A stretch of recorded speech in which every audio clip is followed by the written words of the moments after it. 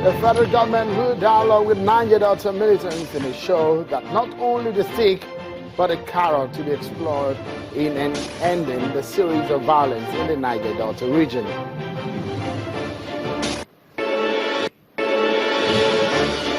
And the Senate President Dr. Bukola Saraki and his deputy today appeared before the court over the alleged forgery of the Senate rules, but the trial did not hold.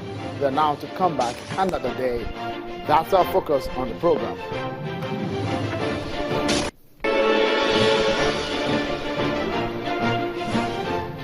Many thanks for joining in, everyone. I'm Sean Kimbale, and this is Politics Today on Channels Television. We're reaching you live from our global headquarters in Lagos, where let's tell you some of the stories that you want to hear and the ones we're tracking here as the atmosphere in Edo State is charged over the forthcoming governorship election. Ondo State in the southwest region is gearing up on their own for the exercise that I would hold in November. The opposition party in the state, the All Progressives Congress, is warming up, and today the party leadership, with some members aspiring for the ticket of the party to be the party's flag bearer, as part of their strategies to battling the PDP at the polls, met. Well, some of the aspirants spoke to journalists after the meeting. It is the power of the National Executive Council of the party to issue guidelines for the conduct of primary elections to determining the flag bearer into the elections for office of governor of Ondo State. But we are concerned with the work of a party. We have a duty as the state executive of the party to place guidelines, rules of conduct, to ensure that all of us, the party leadership and the governorship aspirants, are on one page before, during, and after the primaries. Consultation with the aspirant issues the following rules of conduct for aspirants in the state, pending the issuance of guidelines by the National Executive Committee of the party. The rules are simple, and it's to the effect that all aspirants must endeavor to promote unity and peace in the party and among fellow aspirants. The race to become the candidate of the party for the November 26, 2006 gubernatorial election must essentially be a family affair, and as such should be seen and taken to be a family contest and not a do-or-die affair.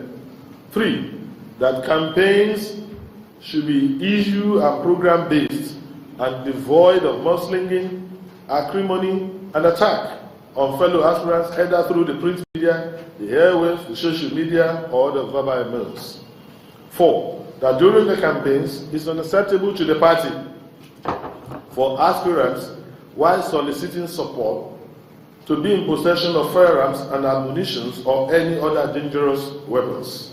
5, that thuggery and any form of violence by aspirant supporters are not allowed in the course of campaigns, and as such, aspirants shall be held responsible for the misconduct, unruly acts, and any form of untoward activities of their supporters during the campaigns.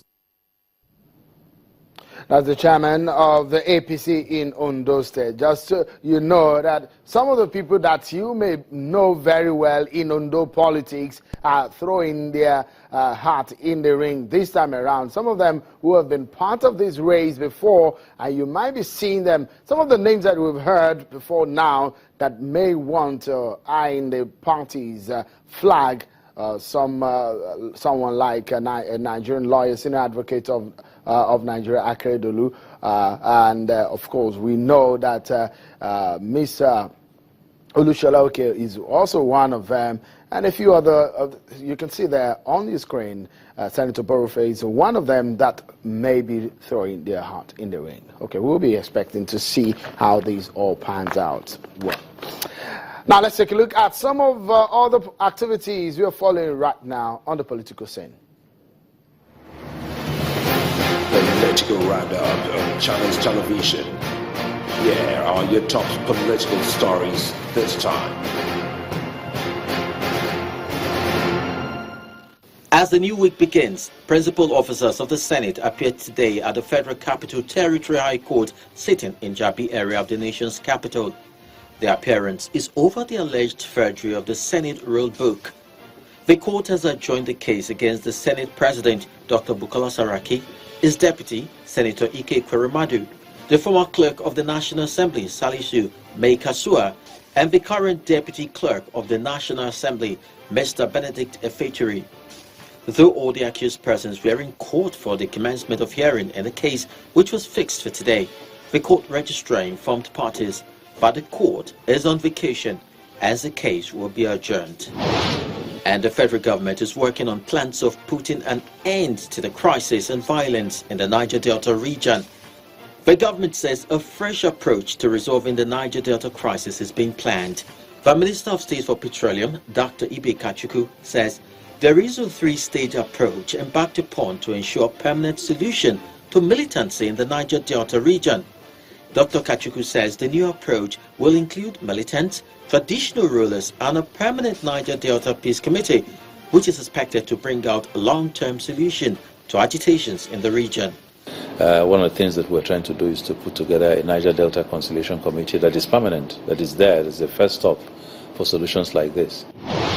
And the People's Democratic Party, the PDP in Lagos, has criticized the Lagos state government for what it says is a deliberate delay in conducting local government elections in the state.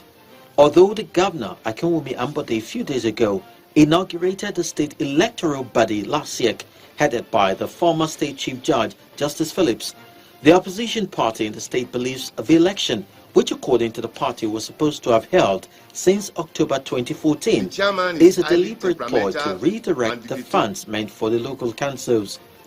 In a press statement by the party's publicity secretary, Gani Taufik, the PDP says it is well-known fact that the APC is not fashionable for any political victory at this present time. This is the main reason why they have delayed council polls for close to 3 years. This is no more acceptable.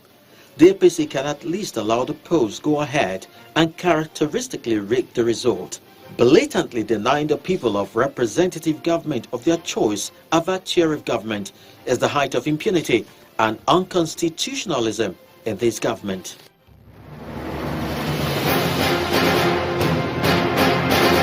And you're up to date. Those are your top political stories you need to know.